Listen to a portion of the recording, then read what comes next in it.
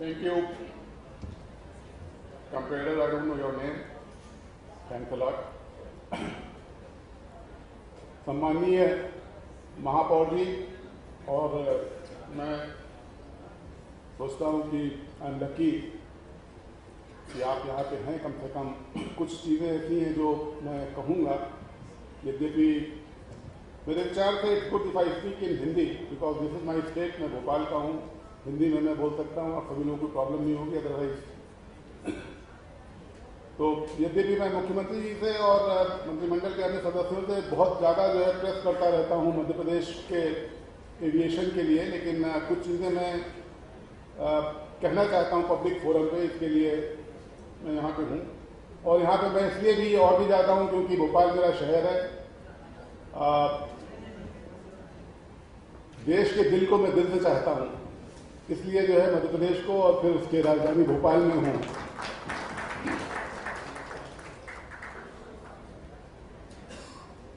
भारत सरकार में चूंकि राष्ट्रीय स्तर पर ये एक्सपोजर रहता है कि किसी भी क्षेत्र में क्या हो रहा है और उसमें जहाँ के हम हैं वहाँ पे क्या कर सकते हैं, इस दृष्टिकोण से मैं कुछ बातें जो है रखना चाहूँगा। अभी कल परसों ही जो एक सूची जो है आप लोगों ने न्यूज़ में पढ़ी होगी, वेबसाइट पे आ गया है, विकिपीडिया में भी सभी जगह कि मोस्ट लिवेबल सिटीज़ क्या हैं। तो मेयर साहब जो है शायद जो है इससे अपने जो ज्ञान या भिन्नता बता रहे हैं कि उनको नॉलेज है इसकी, लेकिन ये बात सोचनी पड़ेगी जो म्युनिसिपल कमिश्नर भी है यहाँ पे कि हमारा कोई भी शहर जो है किसी सम्मानजनक स्थिति में जो है नहीं स्टैंड करता है। मेलबोर्न जो है 2010 से लेकर के लगातार नंबर 1 लिवेबल सिटी है। हम वहाँ जाते हैं, देखते हैं, उन चीज़ों को जो है तारीफ करते हैं, फिर यहाँ आकर के क्या हो जाता है कुछ समझ में नहीं आता। क्योंकि मेलबोर्न शायद पिछले 15 साल पहले एक बार गया था सिडनी, मेलबोर्न और ऑस्ट्रेलिया के किसी शासकीय दौरे पर इंडस्ट्री डिपार्टमेंट के थ्रू। साथियों, मेरा ये कहना है कि स्मार्ट सिटी जैसा कि अभी कुछ थोड़ा सा जो है उसके बारे में बताया भी गया, स्मार्ट सिटी क्या है इसके बारे में बहुत कुछ सुन चुके होंगे, लेकिन स्मार्ट सिटी बिना स्मार्ट ट्रांसपोर्टेशन के संभव नहीं है। और स्मार्ट ट्रांसपोर्टेशन में भी स्मार्ट एविएशन अगर नहीं होगा तो उसके लिए भी स्मार्ट सिटी की जो है परिकल्पना अगर आप कर रहे हैं तो मेरे विचार से वो पूर्ण नहीं होगी परिकल्पना। क्योंकि आप अगर हिंदुस्तान की स्थिति देखिए, मैं कुछ अंतर्राष्ट्रीय कंपेरिजन सब आपको बताऊंगा। हमारा जो है इस देश में प्रति व्यक्ति per capita number of flights per capita per annum वो यूनाइटेड स्टेट्स का 0.4 है। ये जो मैं फिगर बता रहा हूँ मैं इसको एक्सप्लेन करूँ या आप खुद ही सोच सकते हैं एक व्यक्ति एक साल में कितनी फ्लाइट जो है ट्रेवल करता है। वो 0.4 है। हमारा जो है उसका 1/100 है। मतलब यूएस में हमारा पर कैपिटा फ्लाइंग जो है एक इंडिविजुअल की 1/100वां हिस्सा है यूएस का, और लगभग 1/50वां हिस्सा है हमारा अगर यूरोप को हम जो है एवरेज लेने यूरोप का। ऑस्ट्रेलिया में 1/60 है। इस तरीके से तो ये विकसित देशों की कहानी है, ये हमारी कहानी है। वहीं दूसरी ओर अगर हम देखें कि हमारा जो टोटल साइज है आज की तारीख में हम विश्व के 9वीं सबसे बड़ी जो है एविएशन मार्केट हैं।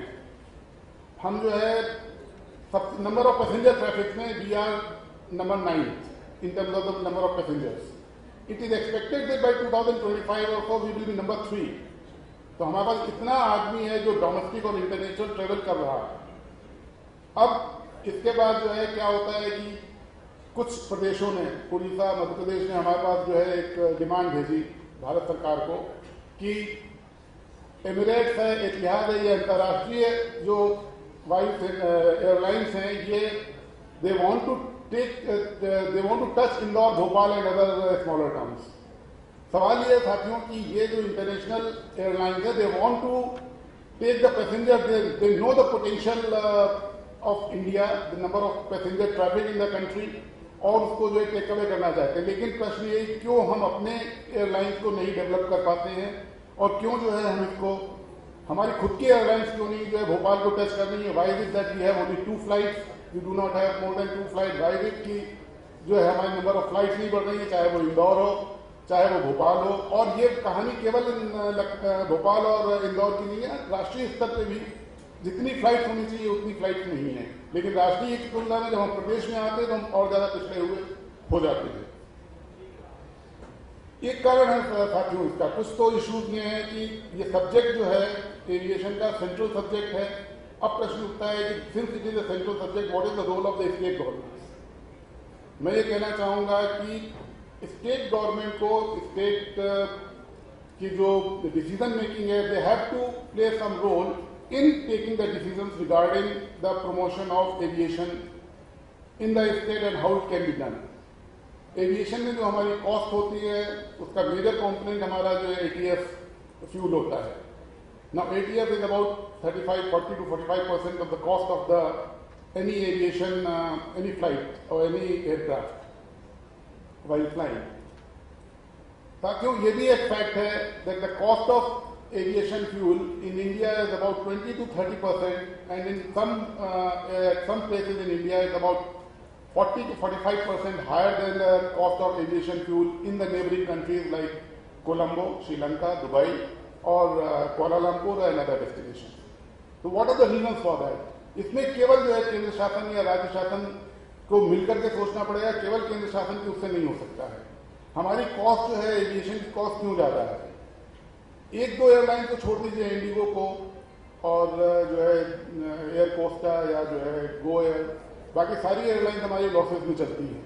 जब हमारी एयरलाइन लॉसेज में चलती है, जब उनसे कहते हैं कनेक्टिविटी के लिए तो कहते हैं कि पैसेंजर्स नहीं है, पैसेंजर्स भी रहते हैं तो भी उनकी जो कॉस्ट मीटअप वो नहीं कर पाते हैं। तो these are the issues which need to be taken into account. कुछ और जो है कंपैरेटिव फिगर्स मैं देना चाहूँगा। यूनाइटेड स्टेट्स में यूएसए से इसलिए कंपेयर कर रहा हूँ कि USA is a democracy, USA is a big country for a comparison to be made. Now USA की population is nearly 1/3, between 1/3 to 1/4 of Indian population. The size is nearly 3 times of Indian geographical size. They have about 15,000 airstrips, airports, functional airports. We have about 400 airstrips in the country.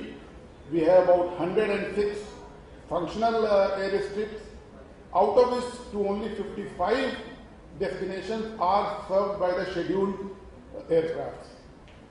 ये आंकड़े हैं साथियों। मध्य प्रदेश में हमारे regular जो flights हैं वो इंदौर, भोपाल, जबलपुर एक फ्लाइट, खजुराहो जो है मोस्टली सीजनल फ्लाइट्स, इसके अलावा जो डेस्टिनेशन हमारे कनेक्टेड नहीं है।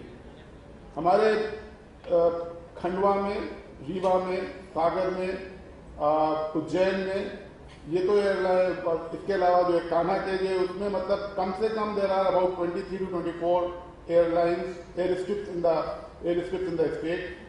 Why can't we have small aircraft? We have tried the experience. We were the first ones in Madhya Pradesh to start that experiment of having the chartered taxi kind of a service through the small Cessna aircraft.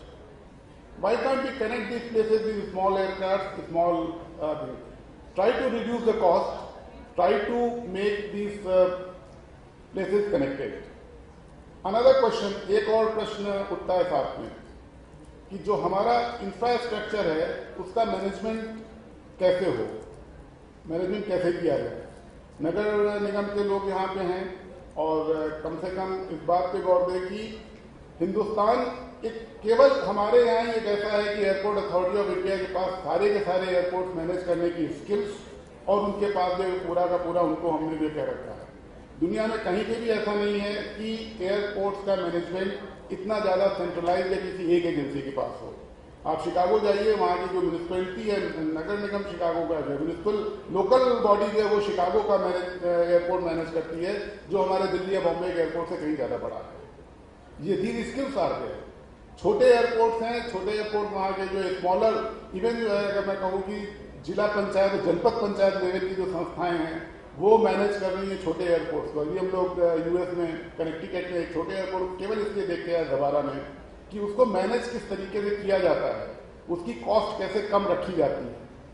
तो साथियों कुछ issues थे जो मैं यहाँ पे flag करना चाहता था।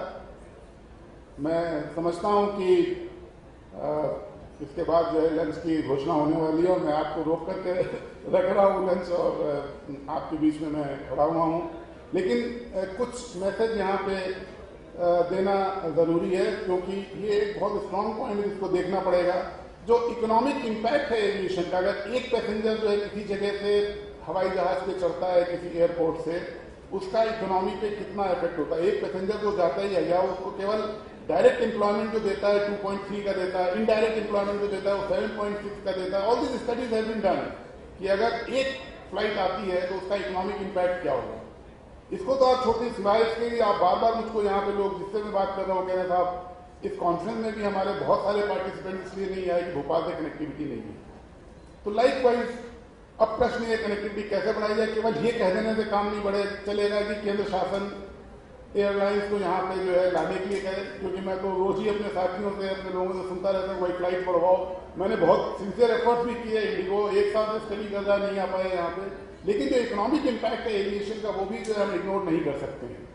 न केवल इसके कि जो हमारे प्रबुद्ध वर्ग है, जो एलीट वर्ग है, जो हमारा इकोनॉमिक इन्वेस्टमेंट कर सकता है, ऐसा जो वर्ग है वो यहाँ पे पहुंचेगा, ये क्षेत्र उसके लिए ओपन होगा। और जो है इसके अलावा जो सेकेंडरी एम्प्लॉयमेंट जनरेट होता है वो बहुत ज़्यादा होता है। इससे रिलेटेड इश्यूज हैं हमारे जो है दूसरी फैसिलिटीज़ को डेवलप करने वाली, जो कि एविएशन से रिलेटेड होती है, चाहे वो मेंटेनेंस का हो, रिपेयर का हो, दूसरी बहुत सारी चीज़ें हैं। हमारी ट्रेनिंग की फैसिलिटीज डेवलप होती हैं। फॉर्चुनेटली मध्य प्रदेश में हमारे पास 2 या 3 सक्सेसफुल फ्लाइंग क्लब्स हैं जो अच्छे ऑपरेट हो रहे हैं, जो कि ट्रेनिंग देते हैं पायलट्स को, दूसरे इंजीनियर्स को। तो कुछ ये इश्यूज जो कि रेस करना एविएशन के लिए आवश्यक समझे वो मैंने आपकी ओर एक्सटेम्पोर बिना किसी प्रेजेंटेशन के या बिना किसी उसके मैंने सोचा कि ये बातें यहाँ पर रखना आवश्यक है। और this should be probably they should form the proceedings of this conference, it should be highlighted. और मैं भी इवन मेयर साहब से भी मैं रिक्वेस्ट करूंगा कि एक तरीके का जो है प्रेशर बनाने की ज़रूरत है विभिन्न राज्य शासनों के माध्यम से। ये मैं अपना आपको मतलब खुद केवल दिल की बात कह रहा हूँ कि ये अत्यंत आवश्यक है। हमने जो है पिछले 2 साल से मैंने वहाँ पर शुरुआत करी कि राज्य शासन के साथ एक हमने जो कॉन्फ्रेंस रखनी शुरू करी। साल में एक बार हम सितंबर के महीने में, अक्टूबर के महीने में ऑर्गेनाइज करते हैं। पिछली 2 बार जो हुई है वो भी अगर मैं कहूँ कि पर्सनल इनिशिएटिव लेकर के मैंने किया। मैं सभी राज्यों के एविएशन मिनिस्टर को बुलाते हैं, कुछ मुख्यमंत्री भी उसमें आते हैं, उनसे बैठ करके हमने जो है सलाह लेने की कंसल्टेशन की शुरुआत करी है। लेकिन ये बहुत बड़ी ज़रूरत है। आप किसी भी जो है सिटी की बात करेंगे, किसी भी रिन्यूएबल सिटी की बात करेंगे, किसी भी सिटी की ग्रोथ की बात करेंगे, आप एविएशन को इग्नोर नहीं करेंगे। और बहुत ज़्यादा कर सकते हैं और बहुत ज़्यादा कॉम्प्लिकेटेड इश्यूज हैं जिनको कि आप इग्नोर नहीं कर सकते हैं। साथियों, मैं अपेक्षा करूंगा कि इस मैसेज के साथ ही जो है भोपाल की कनेक्टिविटी बढ़े और मैं जहाँ कहीं भी रहूँ भोपाल में भी आता जाता हूँ। साथियों धन्यवाद, जय हिंद। और मैं ऑर्गेनाइजर्स को भी थैंक यू कहना चाहूँगा जिन्होंने मुझको ये मौका दिया यहाँ पर अपनी बात कहने का। धन्यवाद एक बार।